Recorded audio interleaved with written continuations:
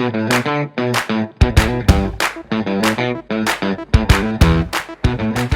back.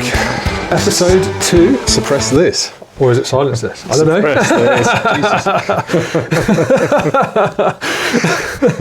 That's funny. I think I dropped a few wrong bombs in the episode 1, but hey guys, we're learning on this crazy journey that we're on together. So yep. All I do now is work out how to upload it to Spotify and all that sort of stuff. Well, yeah, I'm sure we can work that out. That's what my 11-year-old's for, right? So I thought episode 2, guys, I think we'd just spend a bit of time in terms of what got us into shooting, how we got here, I guess the why, right, and the how, and diving into a bit more in terms of what's accessible to you folks out there that aren't involved in the shooting community in the world that we're in. Also, how approachable this is. I think we touched on this in episode 1 in terms of it's not a closed shop, it's not a closed door system, right? There's a few hurdles and jumps we've got to get through, but we can go through that as well. So I guess first question, how did you get into shooting? How did I get into shooting? Well, way back when? When black and white TV was a thing. No, so I grew up in South Africa and I started shooting probably when I was about 8 or 9 years old with 2 rifles at school. And my granddad's friend had a farm out there, so we used to go hunting up there. So I was kind of involved with guns most of my life. Culturally very different over there though, right? Culturally was very different when I was a kid, especially. And then, we moved over to England and I didn't shoot for years. And then probably about 18 years ago, a friend of mine said to me, you can shoot at Aldershot. I was like, oh really? I joined Aldershot Rifle Pistol Club. And then, that's where I met you. Yeah, that was a long time ago. Yeah, it was. It's going back a while now. And then, basically, been shooting ever since. And I had no intention of shooting competitively to start with. It was all about just getting some trigger time. And then ended up representing the UK GB at the World Rifle Shoot in Finland in 2024 So come a long way. There's a bit between that though, right? You didn't go just from plinking to jumping to the world stage, right? Yes. There was a lot between that. It was so we started. Basically, I just wanted to shoot. I don't like 2.2 because I grew up with it as a kid and I kind of viewed it as a bit of a kids round. But has your world changed on that? My world, I must admit, I didn't want to like it, but no, I do. I wanted to shoot sort of 600 yards, really, when I first got into it, which was, I still really enjoy 600 yards. It's not too challenging, but it's challenging enough with a 308. Yeah. And then I kind of, so I think then we started doing practical shotgun at Aldershot. Yep. And then mini rifle.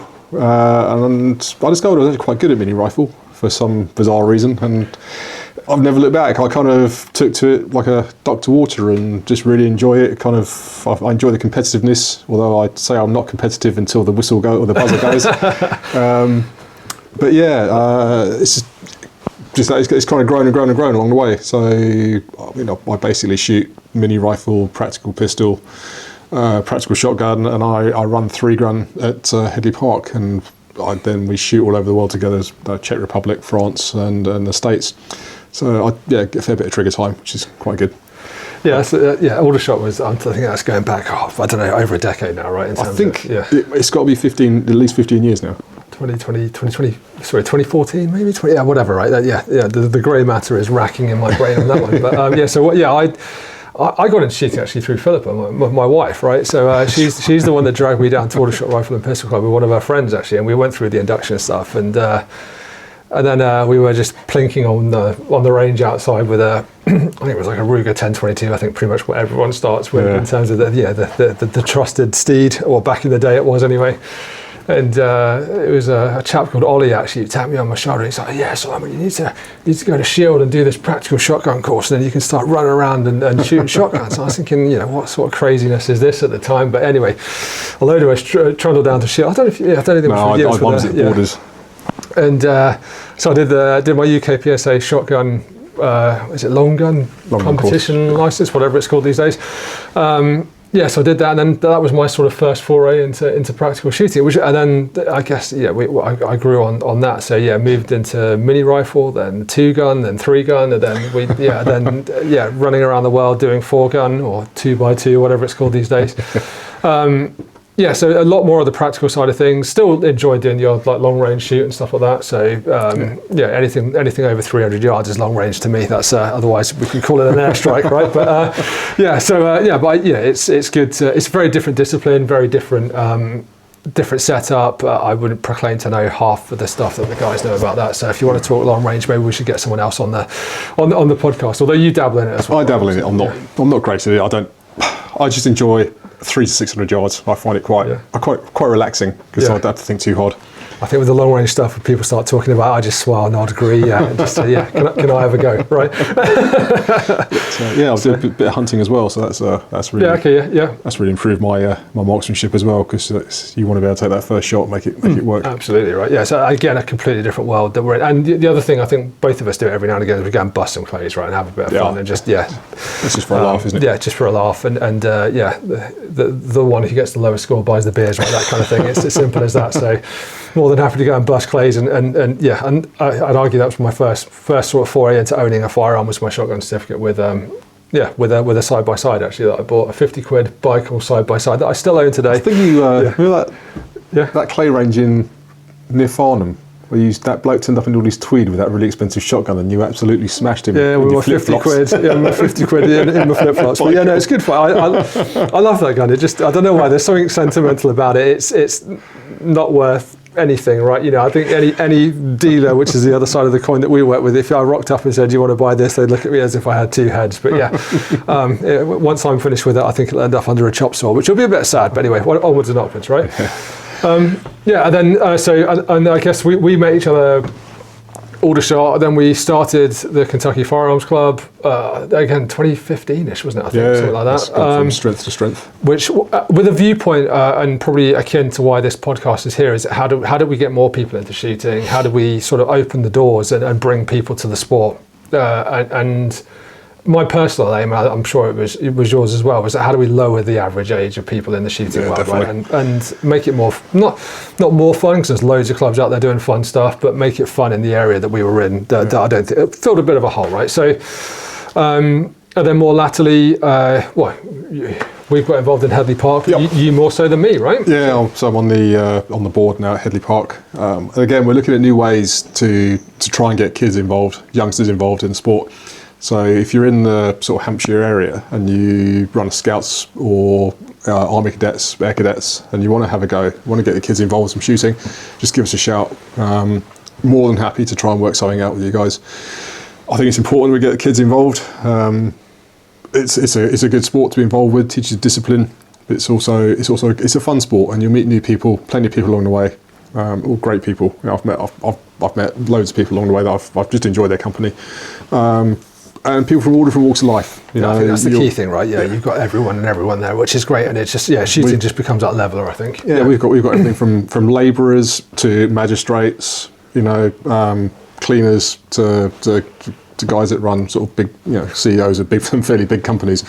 So yeah, I mean, and everyone on the range is equal. There's no you can have as much money in your bank account as you like, but when it comes to actually shooting, it doesn't make any difference. You can put as much nice tactical stuff on your gun as you like, but it's not going to make you hit the target. What? So you're saying it's acceptable to be a tactical Timmy these days? Is that what you're saying? Hold on, just for the record. If you want to go down that route, that's up to you. But you're still going to hit that target before. Such a politician, right? Yeah, so I think getting into the sport is I think some people just think it's too hard. It's not that hard if you've got a bit of guidance and I think just a little bit of knowledge, right, just to get into it. So happy to answer questions, as always, more than happy to get people rolling. But I think membership is open for the Kentucky Firearms Club. I think it's open for Headley Park. I think it's open for lots of different organisations across the UK. I think Sterling Sports are doing some great stuff towards Basingstoke Way. You've got Worcester Norton in the Midlands. I don't know if they're actually doing anything on membership at the moment, but they're a pretty big club and a busy club. All the way through to, you've got stuff at Silverstone. You've got stuff all the way up north in North Coates. And we could spend hours listing out all the different ranges that we've been to, shot out, been involved with over the years. So there's probably two, I guess not, and I'm going to say this begrudgingly, right? Like factions of shooting, if you like. You've got more practical sort of gallery type, what was traditionally called gallery type shooting, and then you've got the kind of like your long range shooting. And I think In the UK, we have limited areas where we can shoot long range stuff. It's generally on sort of military ranges, but one of the biggest facilities is the NRA, right? So if you want to get involved in long range shooting, drop the NRA a message and get involved with those guys. You know, again, National Rifle Association, massive organisation, do really good stuff across the board. If you want more practical stuff, then it's probably aligned more to the UK PSA, which is the United Kingdom Practical Shooting Association. And again, those guys, friendly bunch of guys, more than happy to point you in the right direction, or get in touch with us and we can point you in their direction and they'll point you in the right way as well. Yeah. Also, the UK PSA does give you access to shooting pretty much any IPSC competition around the world, which is International Practical Shooting Confederation, isn't it? Yeah. So it's a worldwide sport, right, governed by the same rule book across the world. So you're shooting against potentially even the best shooters in the world, and the world shoot. So the guys have just come back from the mini rifle world shoot last year. In the Czech Republic. Was in the Czech Republic, and then you world shotgun shoot is this? No, so European shotgun shoot this year, isn't it? You guys are all going to tell us we're wrong anyway, but whatever. So there's loads of cool stuff coming up. But yeah, the World Rifle Shoot was a couple of years ago, and again, so generally was it a 4-year cycle, that kind of thing. But yeah. From a practical point of view, UK PSA, and then I think moving forward, you've got the CPSA for clay shooting. Yep. There's also the Western British Western Shooting Society, or whatever it is. For like Western shooting, and then you've got there's a whole host of factions out there that and what we're trying to do is actually bring some of those together, and we're all shooting and gunning for the same thing, right? In terms of safe shooting and having fun, right? Getting people into it and getting people educated as well. We need to have like training pathways as well into the actual disciplines and into the sport, just so that it's all done. Everyone's at the right standard. Everyone knows what's expected of them when they turn up at a range, how it works. It's just good clean fun, really, at the end of the day. And so and at the moment. We'll probably end up having another video on this at the moment, because but at the moment you've got 2 different types of licenses as well. Not license, certificates. Again, you guys will pull me up on that. But if you want to go out and start doing clay pigeon shooting and stuff like that, it's pretty. I'd say it's fairly easy to get involved in that in terms of it. There's less hurdles to jump through. But if you want to do the more, again, I'm not going to say advanced stuff, but the stuff that involves firearms licenses, then there's obviously a whole host of processes. And again, drop us a message if you want to know more, and we can guide you through that, or point you in the right direction at least. Anyway, but yeah, that's kind of like where we started. I think the options available to you are endless. I think in the UK, it's not a small sport by any stretch of the imagination. It's a growing sport. And I think that's really key that people know that there's thousands of us that shoot across the UK. Firearms are legal within the right boundaries, right? Yep. Within the right certificates and stuff. So don't think of it as it's an underground thing that you have to know a mate of a mate to get involved in it. There's a little bit of that, but there's definitely doors available to open up. Yeah. So come along, drop us a line, and have a chat. Yeah, and if you want to get involved with some of the more spicy stuff in terms of international stuff as well, then that's a different game. But the world's your oyster, right? So if you want to get involved in it and you're committed to it and you want to put some time and effort into it, then you can absolutely get involved in it. Definitely. Yeah. So that's us signing off. Episode 2, guys. Cheers. Have a good one.